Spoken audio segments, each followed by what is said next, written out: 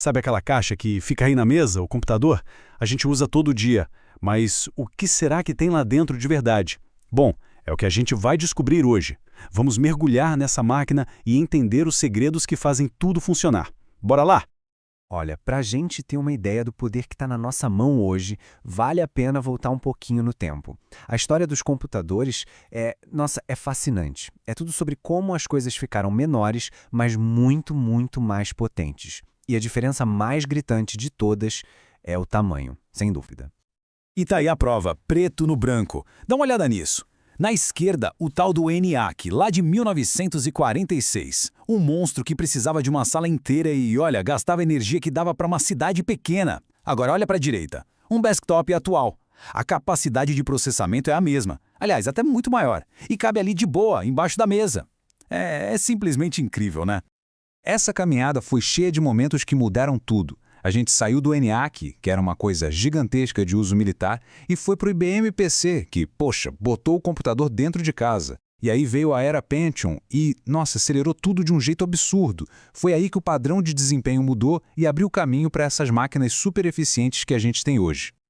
Ok, a gente já viu como a casca do computador evoluiu. Mas e por dentro? O que faz essas máquinas de hoje serem tão rápidas, tão precisas? Chegou a hora de abrir o capô e ver o motor.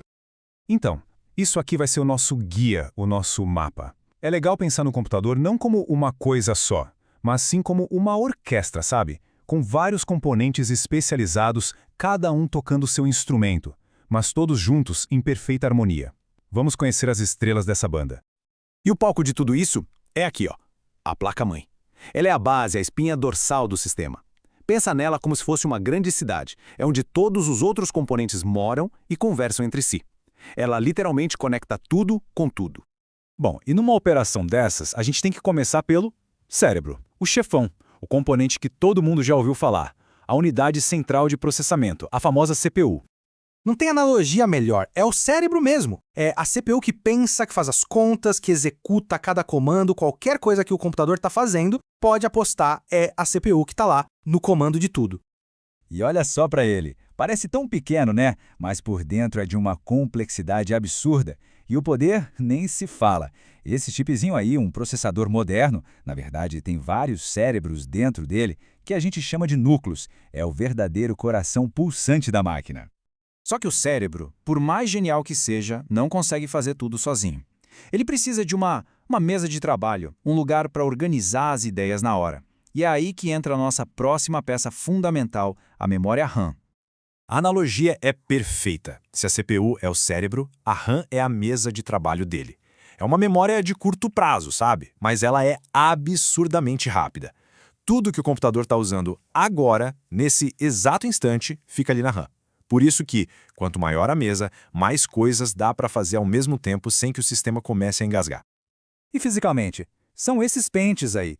Eles se encaixam direto na placa-mãe. Parecem simples, né? Mas não se engane. Eles são essenciais, vitais mesmo, para a agilidade do computador, para ele responder rápido aos comandos. Beleza, mas tem um detalhe. Essa mesa de trabalho, a RAM, ela é esvaziada toda vez que a gente desliga o computador. E aí? Para onde vão todos os arquivos, os programas, as fotos? Bom, isso nos leva para o arquivo permanente da máquina.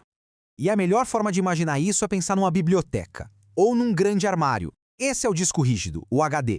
É lá que tudo fica guardado para sempre, ou pelo menos até a gente apagar.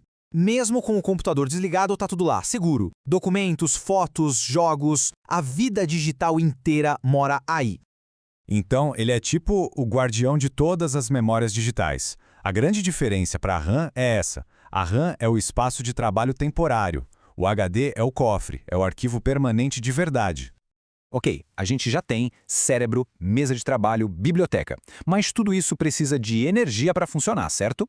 Só que tem um problema. A eletricidade que vem da tomada não serve. Ela é forte demais, instável demais para os componentes super delicados do computador.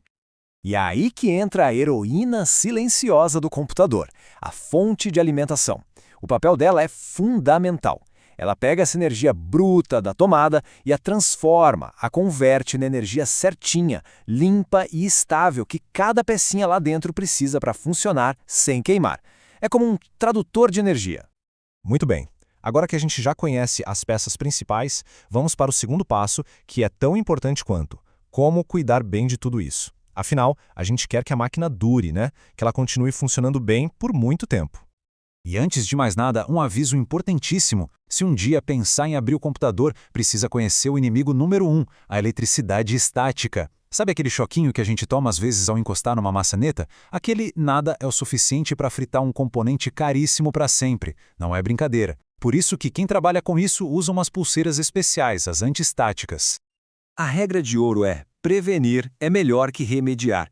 E as tarefas são simples, viu? Manter tudo limpo, sem poeira acumulada nos ventiladores, deixar o software e o antivírus sempre em dia e, pelo amor de Deus, fazer backup. Fazer cópias de segurança dos dados importantes. Isso pode economizar uma dor de cabeça e um dinheiro que não está escrito. Agora, um detalhezinho técnico, mas que faz uma diferença brutal. A pasta térmica.